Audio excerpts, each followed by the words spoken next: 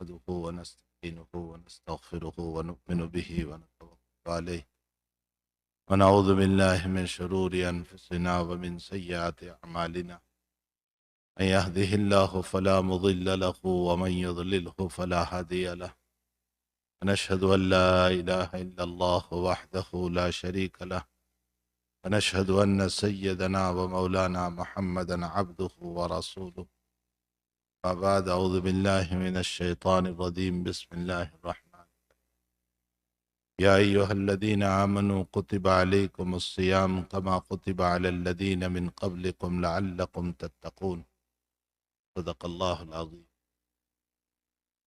بزرگان محترم، معزز بھائی اور دوستو عزیز، ہم اس وقت ایک بہت ہی مبارک، انتہائی مبارک، اللہ تعالیٰ کی طرف سے انتہائی بخششوں والا، رحمتوں والا، عنایتوں والا، مغفرت والا ایک بہترین قسم کا شہر اور مہینہ ہے جس سے ہم گزار رہے ہیں۔ حقیقت یہ ہے کہ حق تعالیٰ جل شانہ و عم نوالہ خود اس مہینے کی خوشی میں اور اس مہینے کی تیاری میں گزشتہ شوال سے، یعنی گزشتہ رمضان جو ختم ہوا، اس کے بعد سے رمضان جنت کو سوار رہے تھے، یعنی گزشتہ شوال سے 11 منتھ سے 11 مہینوں سے جنت کو سوار رہے تھے اس خوشی میں کہ رمضان آ رہا ہے۔ آپ انداز لگائیں کہ حق تعالیٰ جل شانہ و عم نوالہ اس رمضان کے لیے 11 مہینوں سے جنت کو سوار رہے ہو، وہ رمضان مجھے اور آپ کو اللہ بلا مانگے عطا فرمائے تو یہ اس کا کتنا بڑا فضل ہو، اس کا کتنا بڑا کرم ہوگا۔ اسی لیے جناب نبی کریم صلی اللہ علیہ وسلم جب رمضان کا چاند دیکھتے تھے تو حضرت کی رجب کا چاند دیکھتے تھے تو حضرت کی دعا ہوتی تھی، اللہم بارک لنا فی رجب و شعبان وبلغنا رمضان، اے اللہ ہمارے رجب میں برکت دے، ہمارے شعبان میں برکت دے، اور رمضان مجھے میسر کر دے، یعنی رمضان ہمیں مل جائیں۔ یہ رمضان کی دعا نبی اکرم صلی اللہ علیہ وسلم کیوں مانگتے تھے؟ اس لیے کہ یہ رمضان اللہ کی رحمتوں سے، اللہ کی مغفرتوں سے، اللہ کی عطاؤں سے، اللہ کی بخششوں سے بھرا ہوا مہینہ ہے۔ اس لیے نبی اکرم صلی اللہ تعالی علیہ وسلم اس مبارک مہینے کو مانگا کرتے تھے۔ پھر عجیب و غریب بات یہ ہے کہ حق تعالی جل شانہ و عم نوالہ رب ہے۔ اب غور فرمائیں کہ جب اللہ تعالیٰ نے عالم ارواح میں میری اور آپ کی روحوں کو جمع کیا، عالم ارواح میں جب ہم سب کی روحوں کو پیدا کیا تھا تو جن الفاظ سے اللہ نے ہم کو سوال کیا تھا وہ لفظ رب تھا۔ الست بربکم، کیا میں تمہارا رب نہیں ہوں؟ لفظ رب استعمال کیا۔ اچھا، جب ہم قبر میں جائیں گے تو وہاں سوال ہوگا من ربک، تیرا رب کون ہے؟ وہاں بھی لفظ رب۔ اور اس دنیا کے اندر جب ہم چل رہے ہیں تو یہاں بھی لفظ رب، ان الذین قالوا ربنا اللہ ثم استقاموا تتنزل علیہم الملائکہ الا تخافوا ولا تحزنوا وابشروا بالجنۃ التی کنتم توعدون۔ ان الذین قالوا، بے شک وہ لوگ جنہوں نے یوں کہا ربنا اللہ، اللہ ہمارا رب ہے، اور پھر وہ اس پر قائم رہے، ثم استقاموا تتنزل علیہم الملائکہ، فرشتے اس پر رحمت نازل فرماتے اور کہتے ہیں اللہ تخافوا۔ یہ بشارتیں کب مل رہی ہے؟ موت کے موقع پر۔ اللہ تخافوا، خوف نہ کرو، ولا تحزنوا، غم نہ کرو، وابشروا، بشارت حاصل کرو، بالجنت التی کنتم توعدون، جس کا تمہیں وعدہ کیا گیا تھا۔ یہ بشارتیں موت کے موقع پر سنائی جاتی ہے۔ اسی لیے حدیث شریف میں جناب نبی کریم صلی اللہ علیہ وسلم نے فرمایا، بخاری شریف کی روایت ہے، من احب لقاء اللہ احب اللہ لقاءہ ومن کریہ لقاء اللہ کریہ اللہ لقاءہ، جو اللہ سے ملنا پسند کرتا ہے اللہ بھی اسے ملنا پسند کرتا ہے، اور جو اللہ سے ملنا ناپسند کرتا ہے اللہ بھی اسے ملنا ناپسند کرتا ہے۔ میرے بھائیوں، موت ہماری ایسی ہو کہ اللہ ہمیں دیکھ کر خوش ہو رہا ہو، اور ہر آسمان پر جب ہماری روح جا رہی ہو تو فرشتے ہم کو سلام کر رہے ہو۔ وہ موت کیا موت ہے جس میں مجرم کی طرح باندھ کر ہمیں لے جایا جائے۔ وہ موت ہی کیا بدترین موت ہے کہ جس کے اندر مجرم کو باندھ کر لے جایا جائے، جس کی ذلتی ہو، جس کی دنیا کی ذلتی ٹیمپرری ذلتی ہے۔ دنیا میں ایک مشن چلتا ہے، اس عزت والے کو ذلیل کرو، اس کو گرا دو، اس کی توہین کرو، لیکن اس سے غم نہیں کرنا چاہیے۔ دنیا پر فنا کا لیبل ہے، فنا کا، یہاں کی ہر چیز فانی ہے۔ میری جوانی فانی، میرا بچپنا فانی، میرا بڑھاپا فانی، میرے کپڑے فانی، میرا مکان فانی، ہر چیز دنیا کی فانی ہے۔ یہاں فنا کا لیبل لگا ہوا ہے۔ اسی لیے آپ غور فرمائیں کہ اللہ تعالیٰ نے عبادت کیس مانگی اور بدلہ آخرت میں دے گا۔ عبادت کیس، یہاں نماز پڑھو، یہاں روزہ رکھو، یہاں زکوٰۃ دو، یہاں صدقہ کرو، یہاں اچھے اخلاق سے ملو، یہاں کسی کی بے عزتی نہ کرو، یہاں کسی کے خلاف سازش نہ کرو۔ کیس مانگا اور بدلہ فرمایا میں تمہیں جنت کی شکل میں دوں گا۔ اچھا، پھر جنت پر مجھے ایک بات یاد آئی، اللہ تعالیٰ نے فرمایا لَكُمْ فِيهَا مَا تَشْتَهِي أَنفُسُكُمْ وَلَكُمْ فِيهَا مَا تَدَّعُونَ، حالانکہ کہنا یوں چاہیے تھا وَلَكُمْ فِيهَا مَا تَسْأَلُونَ، جو تم سوال کرو گے وہ میں تمہیں دوں گا، لیکن سوال کا لفظ نہیں۔ لَكُمْ فِيهَا مَا تَشْتَهِي أَنفُسُكُمْ وَلَكُمْ فِيهَا مَا تَدَّعُونَ، تدعون دعوت سے ہے، تم جو چاہو گے میں دعوت کروں گا۔ سوال جو ہوتا ہے نا وہ دعوت اکرام نہیں ہے۔ میں آپ سے یوں کہوں میری دعوت کیجئے، یہ تو سوال ہوا، یہ اکرام نہیں ہے۔ آپ خود بلا کر کے مجھے کہیں آپ کی ہمارے وہاں دعوت ہے، یہ اکرام ہے۔ اللہ کہتا ہے میں میرے بندوں کو سوال کرنے کا موقع بھی نہیں دوں گا، بلکہ میں خود دعوت کروں گا۔ وَلَكُمْ فِيهَا مَا تَدَّعُونَ، یاسین شریف میں حق تعالیٰ نے فرمایا سلام قولا من رب الرحیم۔ کوئی بزرگ آ جائے میرا مصافحہ کر لے، میں پھولا نہیں سماتا۔ دنیا کی مثال لے لے، کوئی ایم پی یا ایم پی آ جائیں اور ہم سے مصافحہ کر لے، میں پھولا نہیں سماتا۔ کوئی منسٹر کا صرف پیغام آ جاتا ہے کہ سلام کہہ دینا، میں خوشی کے مارے اچھلتا ہوں، مجھے منسٹر نے سلام کہلوایا۔ ساری کائنات کا خالق، مالک، پالنہار، رب، وجود دینے والا، وہ جنت میں کہے گا السلام علیکم میرے بندو، تمہیں سلام ہو، سلام قولا من رب الرحیم۔ موت ایسی ہو ہماری کہ اللہ خوش ہو، فرشتے خوش ہو، ارجعی الی ربک راضیۃ مرضیہ فادخلی فی عبادی وادخلی جنتی۔ میرے بھائیوں، یہ چند دن تھکانے کے دن ہے، اس میں تھکاؤ اپنے آپ کو، تراویح میں تھکاؤ، تلاوت میں تھکاؤ، روزوں میں تھکاؤ، اللہ کی یادوں میں تھکاؤ۔ یہ تھکانے کے دن ہے، تھکاوت ختم ہو جائے گی، اجر باقی رہ جائے۔ یہ تھکاوت تو کل ختم ہو جائے گی، عید کے بعد خوب سوؤ گے، عید کے بعد خوب اپنے کام کرو گے، عید کے بعد خوب تمہیں جاب کرنے ہیں، عید کے بعد بہت آرام کرنا ہے۔ تھکاؤ اس مہینے میں۔ کل گزشتہ رمضان میں ہم تھکے تھے، وہ تھکاوت ختم ہو گئی، وہ تھکاوت بھول گئے، اور اجر اللہ کے وہاں باقی ہے۔ یہ مہینہ تھکانے کا ہے۔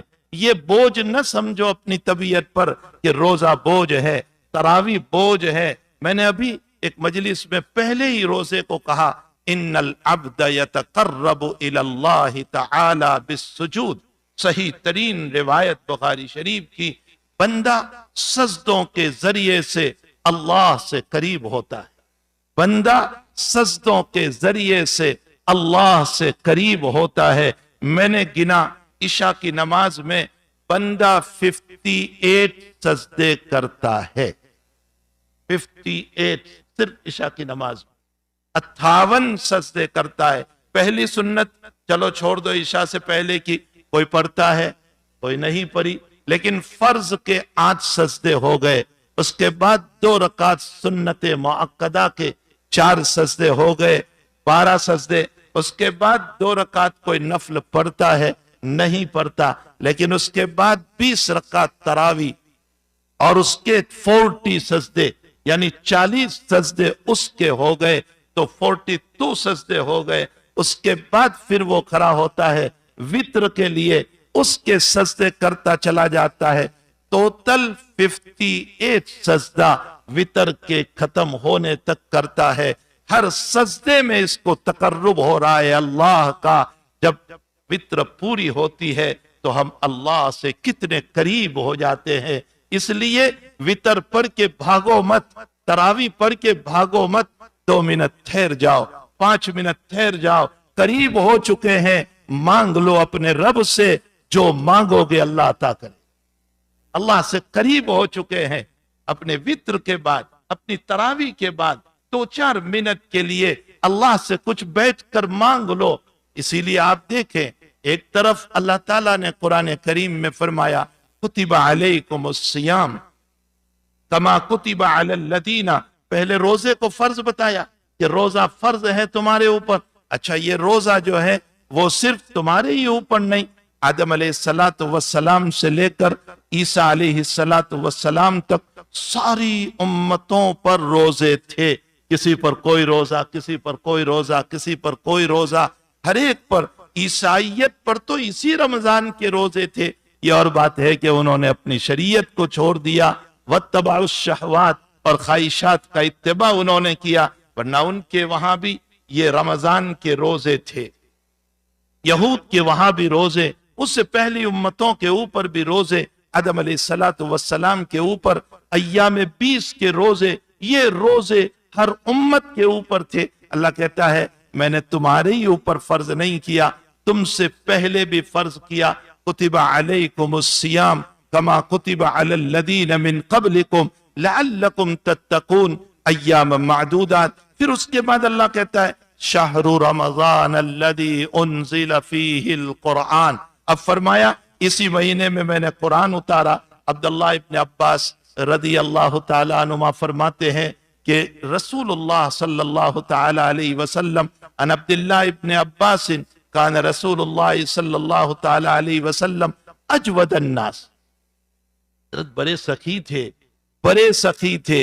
سخاوت ایک بہترین انبیاء کا وصف ہے، سخاوت انبیاء کا وصف ہے۔ قرآن کریم میں حق تعالی جل شانہ نے ان لوگوں کو برا کہا ہے جو خود تو سخاوت نہیں کرتے، دوسروں کو بھی سخاوت سے روکتے ہیں۔ سورہ ارائیت کو پڑھ لو، ارائیت الذی یکذب بالدین فذلک الذی یدع الیتیم ولا یحض علی طعام المسکین فویل للمصلین الذین هم عن صلاتهم ساہون الذین هم یراؤون ویمنعون الماعون۔ یہ معون کا ادنا ترجمہ مفسرین نے کیا ہے پانی نہیں دیتے۔ جو پانی نہیں دیتا وہ بڑی نعمت کو کیسے دیتا ہوگا؟ اس لیے قرآن نے سخاوت کے روکنے والوں کو بدترین انسان قرار دیا۔ میرے بھائیوں، خود نہ دے سکتے ہو نہ دو، دوسروں کو سخاوت سے نہ روکا کرو، دینے والوں کو روکا نہ کرو۔ وَيَمْنَعُونَ الْمَاعُونَ، تو بہرحال صفت انبیاء ہے سخاوت، ان کی طبیعت سخاوت سے بھری ہوئی تھی۔ ایک دیہاتی آئے اور انہوں نے اللہ کے حبیب پاک صلی اللہ علیہ وسلم کے گلے میں چادر تھی، زور سے کھینچی، یہاں تک کہ حضرت کی آنکھیں باہر نکل آئی اور فرمایا محمد مجھے مال دے۔ حضرت نبی کریم صلی اللہ علیہ وسلم نے فرمایا میری چادر تو چھوڑ تو۔ جب اس نے چادر چھوڑی، حضرت نے فرمایا سارا مال میں تقسیم کر چکا، اگر تو پہلے آتا تو میں ضرور تجھے دیتا۔ فرمایا مجھے مال چاہیے۔ نبی نے حضرت بلال کو فرمایا بلال قرض لے کر دے دو، آئندہ ہم قرض کو ادا کر دیں گے۔ فرمایا احد پہاڑ کے برابر اگر اللہ میرے لیے سونا بنا دے، 3 رات نہیں گزرے گی میں سب تقسیم کر دوں گا سوائے 1 دینار کے جس کو میں اپنے قرض کے لیے باقی رکھوں گا۔ قرض کی اہمیت بھی بتائی اور سخاوت کی طرف اشارہ بھی کر دیا۔ نبی کی صفت سخاوت تھی۔ ابن عباس کہتے ہیں اجود الناس، حضرت بڑے سخی تھے، اور رمضان المبارک کے اندر آپ کی سخاوت اور بڑھ جاتی تھی۔ اور ابن عباس جب مثال دیتے ہیں تو اتنی پیاری مثال دیتے ہیں، ارشاد فرمایا کہ نبی کریم صلی اللہ تعالی علیہ وسلم کی سخاوت من ریح المرسلہ، چلنے والی ہوا کی طرح تھی، چلنے والی ہوا کی طرح تھی۔ اس میں کیا سمجھانا چاہتے ہیں؟ ہوا جب چلتی ہے تو مالدار کے گھر میں بھی جاتی ہے، غریب کے گھر میں بھی جاتی ہے۔ میرے نبی کی سخاوت مالداروں کو بھی جاتی تھی، غریب کو بھی جاتی تھی۔ ہوا چلتی ہے، اپنوں کے گھر میں بھی جاتی ہے، دشمن کے گھر میں بھی جاتی ہے۔ نبی کی سخاوت اپنوں کے گھر میں بھی جاتی تھی، دشمن کے گھر میں بھی جاتی تھی۔ یہ آپ کی سخاوت کا حال تھا۔ یہ مبارک مہینہ اپنے آپ کو تھکانے کا ہے۔ تراویح میں تھکاؤ، روزوں میں تھکاؤ، تلاوت قرآن میں تھکاؤ، خوب تھکاؤ، اس لیے کہ تھکاوت ختم ہو جائے گی، اجر اللہ کے وہاں باقی رہے گا۔ اپنا مال جو اللہ تعالیٰ نے ہم کو دیا ہے افطاری میں خرچ کرو، لوگوں کو افطاری کراؤ، امیر کی افطاری، غریب کی افطاری، یتیم کی افطاری، بیواؤں کی افطاری، ہر ایک کو افطاری کراؤ، اس لیے کہ نبی کی یہ روایت بتا رہی ہے کہ حضرت کی سخاوت امیروں کے لیے، غریبوں کے لیے۔ حضرت رسول اللہ صلی اللہ علیہ وسلم فرماتے ہیں کسی نے کسی کو افطاری کرا دی تو اس صورت میں اس کو اتنا ہی ثواب ملے گا جتنا روزے دار کو ملتا ہے، اور روزے دار کے ثواب سے 1 ذرہ بھی کم نہیں کیا جائے گا۔ صحابہ فرماتے یا رسول اللہ کسی کے پاس کھجور نہ ہو تو کیسے افطاری کرائے؟ حضور نے بیان کرتے کرتے اخیر میں فرمایا کچھ نہ ہو اپنی طرف سے پانی پلا دینا، اللہ اس کے روزے کے برابر تمہیں ثواب عطا فرمائے۔ اس حدیث پر اگر آپ غور کریں تو آپ دیکھیں اس رمضان میں فرض کا ثواب 70 درجہ ہے، فرض کا ثواب 70 درجہ ہے۔ ظاہر سی بات ہے ایک روزے کا ثواب 70 روزے کے برابر ہوا، یعنی میرا آج کا ایک روزہ جو ہے وہ 70 روزوں کے برابر ہو گیا، تو مجھے تو میرے 70 روزوں کا ثواب مل گیا۔ لیکن میں نے کسی کو افطاری کرائی، اللہ مجھے میرے روزوں کا 70 روزوں کا ثواب دیتا ہے، دوسرے کی افطاری کی وجہ سے بھی مجھے اللہ اور 70 کا ثواب عطا فرمائے۔ یہ اللہ کی عنایتیں ہیں۔ یہ مبارک مہینہ اللہ سے لینے کا ہے۔ اپنے مال کی سخاوت، زکوٰۃ، صدقہ، اپنا فطرہ ہر ایک کو اپنے سعادت سمجھ کر کے ادا کرے، احسان سمجھ کر کے نہیں کہ میں کسی پر احسان کر رہا ہوں، احسان سمجھ کر کے نہیں۔ افطاری کے اندر اور عبادتوں میں اپنے آپ کو خوب تھکائیں۔ تعالیٰ جل شانہ وہ ہیں جس نے ہماری روح کے اندر بھی کہا الست بربکم، قبر میں جائیں گے تو بھی ہم کو کہے گا من ربک، اس دنیا میں رہتے ہوئے ہمیں کہا ان الذین قالوا ربنا اللہ، رب رب اور رب، اور قرآن شروع کیا الحمدللہ رب العالمین، اور قرآن ختم کیا قل اعوذ برب الناس۔ ابتدائے قرآن رب سے، انتہائے قرآن رب سے، انسان کا وجود رب سے، انسان کا اختتام رب سے، یہ سب رب کا لفظ بتا رہا ہے۔ مجھ سے بڑھ کر تمہاری تربیت کرنے والا کوئی، میں مربی ہوں تمہارا، میں مربی ہوں، میری تربیت پہ آ جاؤ، میں تمہارے نفس کو بھی بناؤں گا، شیطان سے بھی حفاظت کروں گا، ہر چیز سے میں تمہیں بچاؤں گا، میری تربیت میں آ جاؤ۔ ایک والد کہتے ہیں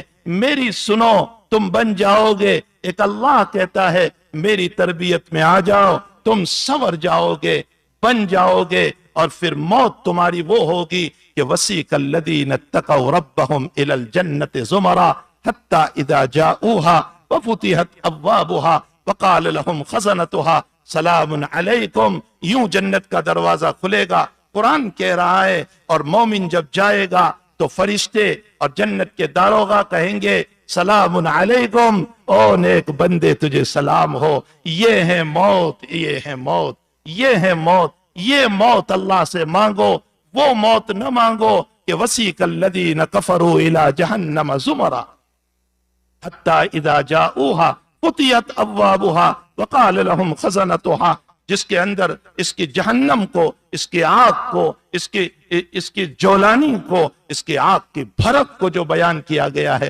ایسی موت اللہ سے نہ مانگا کرو۔ موت بنانے کے لیے، خوبصورت زندگی کے لیے اور خوبصورت موت کے لیے، اللہ کی رضا کے لیے یہ مبارک مہینہ ہے۔ ہمارے حضرت حکیم الامت حضرت اقدس تھانوی رحمت اللہ تعالی علیہ فرماتے ہیں کہ نبی کریم صلی اللہ علیہ وسلم نے جو افطاری کے موقع پر دعاؤں میں خاص جو دعا مانگی، وہ جنت کی طلب، جہنم سے پناہ، جنت کی طلب، جہنم سے پناہ۔ حضرت تھانوی رحمت اللہ علیہ فرماتے ہیں آخر جنت کی طلب اور جہنم سے پناہ کی وجہ کیا ہے؟ حضرت تھانوی فرماتے ہیں اس لیے نہیں کہ ہم جنت کے مستحق ہے، کوئی نہیں ہے جو جنت کا مستحق ہو، کوئی نہیں ہے۔ نبی جیسا نبی کہہ رہا ہے لا احصی ثناء علیک انت کما اثنیت علی نفسک، اے اللہ میں تیری تعریف نہیں کر سکتا، تو ہی ہے۔ جب نبی تعریف نہیں کر سکتا، زید عمر بکر کون اللہ کی تعریف کر سکتا ہے؟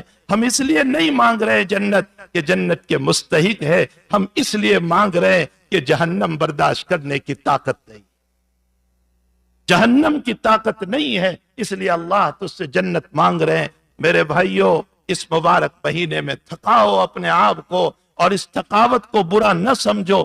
رات میں، دن میں، تلاوت قرآن میں، اللہ کی یادوں میں، تراویح میں، عبادت میں، اسی پر میں نے وہ نقطہ بیان کیا کہ آپ قریباً عشاء کی نماز میں 58 سجدے کر رہے ہیں، 58 سجدے، اور جہاں سجدوں سے فارغ ہوئے لوگ بھاگتے ہیں۔ ارے سجدوں سے تو آپ اللہ سے قریب ہو گئے، ذرا وتر کے بعد 2 منٹ بیٹھ کر اللہ سے دعا کر لو، اے اللہ تو میرے ایمان کی بھی حفاظت کر، میری دنیا کی بھی حفاظت کر، میری اولاد کی بھی حفاظت کر، میرے گھر والوں کی بھی حفاظت کر، اور میری آخرت کو بھی بہتر بنا دے۔ اللہ کے حبیب کی دعا تھی اللہم انی اعوذ بک من ضیق الدنیا وضیق القبر وضیق الآخرہ، اے اللہ دنیا کی تنگی سے، قبر کی تنگی سے، آخرت کی تنگی سے اللہ ہماری حفاظت فرما۔ ہم سب بھی اللہ سے یہ دعا کریں، اے اللہ دنیا کی تنگی، قبر کی تنگی اور آخرت کی تنگی سے اللہ ہم سب کی حفاظت فرمائے۔